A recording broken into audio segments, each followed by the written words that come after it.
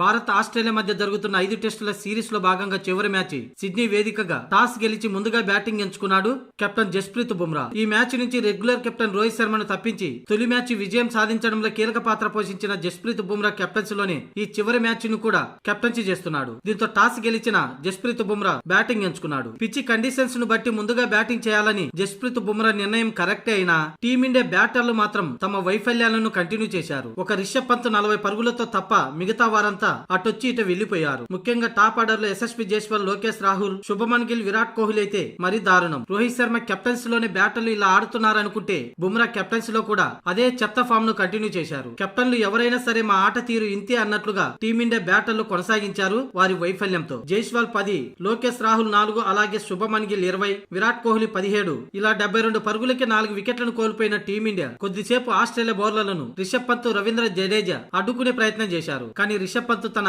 40 పరుగుల వ్యక్తిగత స్కోరు వద్ద అవుట్ కాగా ఆ తర్వాత వరుసబెట్టి మళ్లీ వికెట్లను కోల్పోయింది టీమిండియా. దీంతో 168కే 9 వికెట్లు కోల్పోయి పీకల్లోతు కష్టాల్లో పడింది టీమిండియా. ఈ క్రమంలోనే కెప్టెన్ రోహిత్ శర్మను 5వ టెస్టు నుంచి తప్పించడంపై తీవ్ర విమర్శలు వస్తున్నాయి. గౌతమ్ గంభీర్ ను ఉద్దేశించి వేలాది ట్వీట్లు చేస్తున్నారు రోహిత్ శర్మ అభిమానులు. రోహిత్ శర్మను తప్పించారు కానీ టీమిండియా బ్యాటింగ్ ఆర్డర్ బాగుపడిందా అంటూ గంభీర్ పై విమర్శలు చేస్తున్నారు. ముందుగా తప్పించాల్సింది రోహిత్ శర్మను కాదు గంభీర్ అంటూ అభిమానులు ఘాటుగా స్పందిస్తున్నారు. గంభీర్ జట్టులోకి చేరినప్పటి నుంచే టీమిండియాకు దరిద్రం పట్టుకుందని గౌతమ్ గంభీర్ పై విమర్శలు చేస్తున్నారు.